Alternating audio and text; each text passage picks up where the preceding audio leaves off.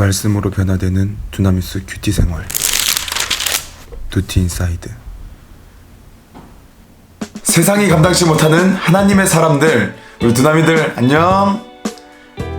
전도사님이에요.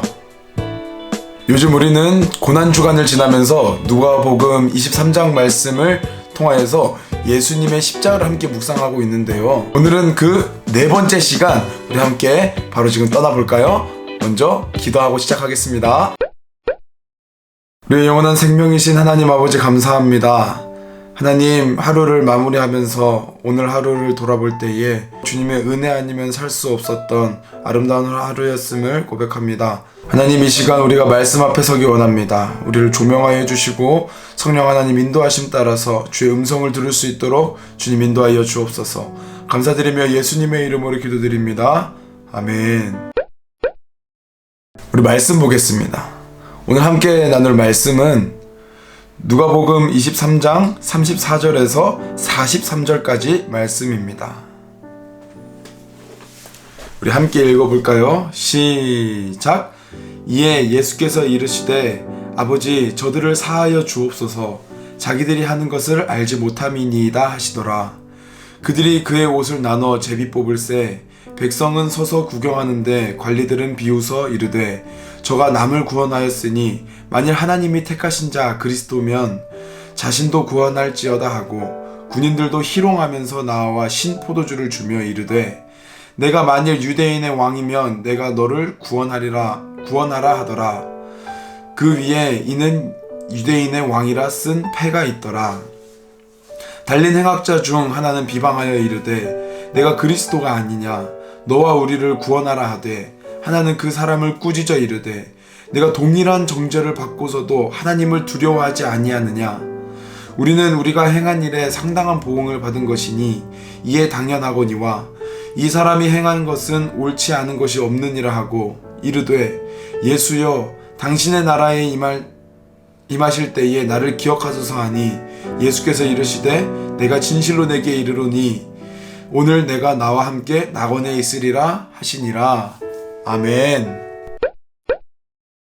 오늘 우리가 함께 본 말씀은 예수님께서 십자가에서 달려 계실 때의 이야기입니다. 예수님의 십자가에는 유대인의 왕이라는 죄패가 붙어 있습니다. 로마 군인들은 예수님의 옷을 나눠가지고 예수님을 유대인의 왕이라고 막 조롱하고 희롱하고 비아냥거립니다. 관리들도 너가 정말 그리스도라면은 너를 스스로 구원해봐라 라고 하면서 조롱합니다. 예수님이 지고 계신 그 십자가가 내가 박혀야 될 십자가였고 예수님 머리 위에 있는 그 죄패가 나의 죄명이 적힌 죄패임에도 불구하고 그것을 알지 못한다고 하면은 예수님을 비방하고 조롱하는 인생을 살 수밖에 없습니다. 그러나 예수님은 그들을 위해서도 아버지 저들을 불쌍히 여겨주세요. 불쌍히 여겨주십시오. 저들이 하는 일들을 알지 못합니다 라고 예수님은 기도하세요. 자신을 십자가에 못 박은 그 사람들까지도 예수님은 사랑으로 품으시며 자신을 십자가에 못 박은 그 사람들까지도 예수님은 사랑으로 품으시는 우리의 진정한 왕인 줄로 믿습니다. 유대인의 왕을 넘어서 온 인류를 죄에서 구원한 우리의 진정한 왕이신 것입니다. 이어서 나오는 말씀에는 예수님의 양옆에 함께 못 박혀 있는 두 행악자가 나오고 있습니다. 그 두 행악자는 십자가에 달리신 예수님을 보며 서로 상반된 어떤 반응을 보여주고 있습니다. 한 사람은 예수님, 십자가에 못 박히신 예수님을 보며 너가 그리스도라면은 너를 구원하고 우리도 구원해라 라고 합니다. 그는 십자가에 달려있는 예수님을 그냥 힘없고 무능한 인간으로 볼 뿐이었습니다. 그러나 다른 한 죄인은 죄에 마땅한 형벌을 받고 있는 자신들과는 달리 아무 죄 없으신 예수님을 보며 그가 참된 그리스도임을 깨닫습니다. 그래서 예수님을 비방하고 있는 다른 그 죄인을 꾸짖고는 예수님께 아버지여 주의 나라가 임할 때에 나를 기억하소서 라고 고백합니다. 예수님은 하나님을 두려워했던 그에게 구원을 선포하세요. 오늘 내가 나와 함께 낙원에 있으리라. 구원은 예수님을 믿고 회개하고 예수님을 의지하는 자에게 임하는 것입니다. 여러분의 모습은 두 행악자 중에 누구에 더 가깝나요? 마지막으로 한 학생의 간증을 함께 나누고 마치기를 원합니다. 전사님 읽어줄게요. 저는 베드로 같은 사람입니다.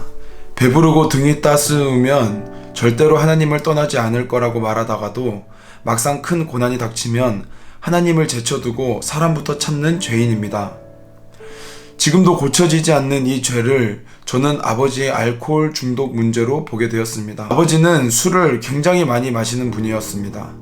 술을 마시고 저녁에 들어오시는 날에는 집을 아주 난장판으로 만들어 온 가족을 두려움에 떨게 하셨습니다. 이런 일이 일어날 때마다 저는 하나님을 찾기보다 사람들에게 의지했습니다. 평소에는 그 누구보다 하나님을 사랑하며 열심히 믿음 생활을 하는 것 같다가도 아버지가 그런 모습을 보이실 때면 하나님이 생각나는 게 아니라 제게 도움을 줄 것만 같은 사람들이 생각났습니다. 하나님은 저의 이런 죄를 깨닫게 하시려고 반복해서 아버지의 주사를 보게 하셨다는 생각이 듭니다. 저는 아버지의 그런 모습을 보며 속으로 희롱할 때가 많았습니다. 마치 로마 군인이 예수님을 희롱하며 내가 유대인의 왕이냐 라고 했던 것처럼 저도 속으로 우리 가족을 이렇게 힘들게 하시고도 아버지가 맞아요? 라고 생각했습니다. 예수님과 함께 십자가에 달린 두 행악자 중 한 사람처럼 정말 아버지가 맞다면 제발 그 술 문제 좀 스스로 끊고 해결해 보세요. 그래서 우리 가족이 힘들지 않게 좀 해보세요 라고 속으로 수없이 원망했습니다. 그런데 그 옆에서 회개한 또 다른 행악자의 한마디가 제 귀를 때렸습니다. 내가 동일한 정죄를 받고서도 하나님을 두려워하지 아니하느냐? 너도 마음으로 아버지를 욕하고 정죄하는 똑같은 죄인이면서 회개하지 않느냐? 라는 말로 들렸습니다. 저는 제가 힘든 것만 생각했습니다. 우리 집을 난장판으로 만들어 놓은 아버지가 죄인이라고만 생각했습니다. 그런데 정작 그보다 더 큰 죄인은 바로 저였습니다. 힘들 때마다 하나님이 아닌 사람을 찾으면서도 그런 저의 죄를 보지 못하고 아버지만 탓하며 정죄해온 제가 바로 십자가에 못 박혀도 할 말이 없었던 죄인이었던 것입니다. 말씀에서 제 죄가 보이고 그것이 마음으로 인정이 되니 입이 다물어졌습니다.